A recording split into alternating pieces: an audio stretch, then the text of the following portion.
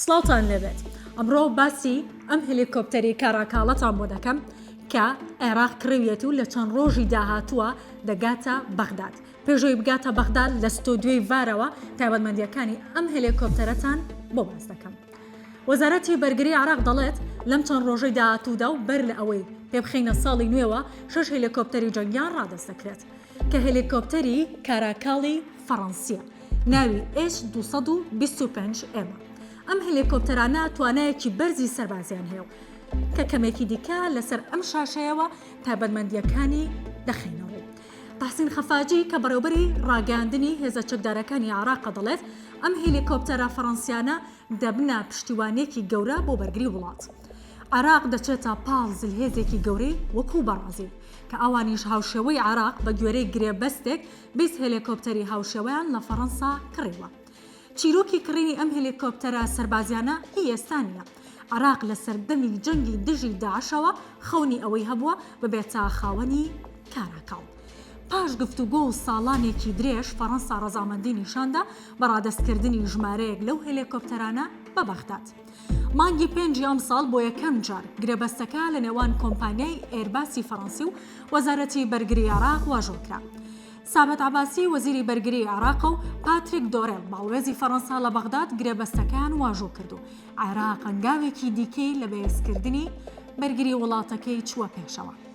لە یەکەم هەنگاویشدا کاروانی یەکەم هێلیکۆپتەرەکانی کە دوو دانەبوون گەێنراوەتە بەغداد.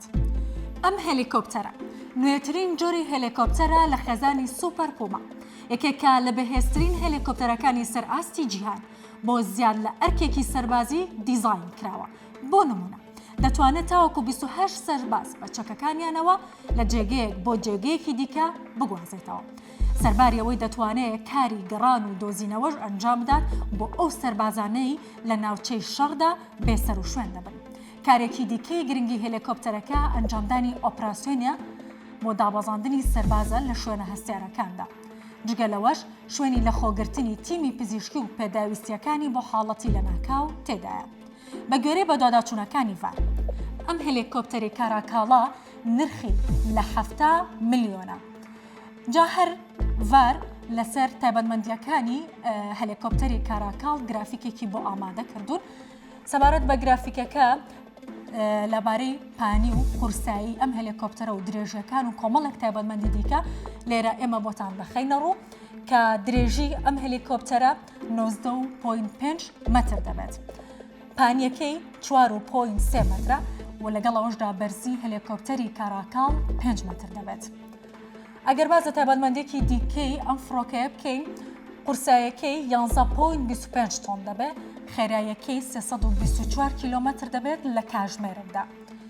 هەروەها توانای هەڵگرتنی 6 تۆنی هەیە، لەگەڵەوەشدا توانای بەرزکردنەوەی 5 تۆنی هەیە.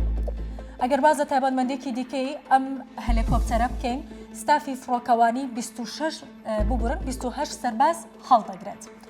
یەکێک لە تایبەتمەندیەکانی دیکە لە کەشوهۆی سەختدا توانای فڕینی هەیە.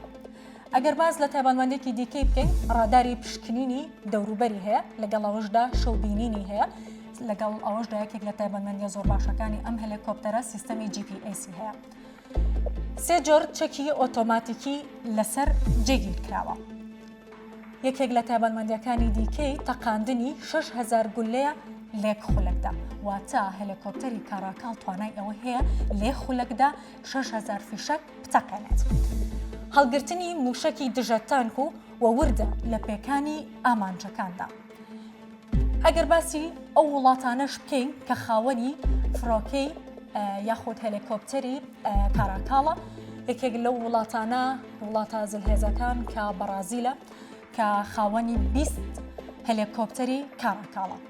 یەکێک لە وڵاتانی دیکە مەکسیکە کە خاوەنی 12 هێلیکۆپتەری کاراکاڵە. مالیزیا خاوەنی 12 هێلیکۆپتەرە. یەکێک لە وڵاتانی دیکە هەندستانە کە خاوەنی 6 دانەیە، هەروەها چیک کە خاوەنی 6 دانەیە و لەگەڵ ئەوەشدا ئیندۆنێزیا کە خاوەنی 6 هێلیکۆپتەری کاراکاڵە.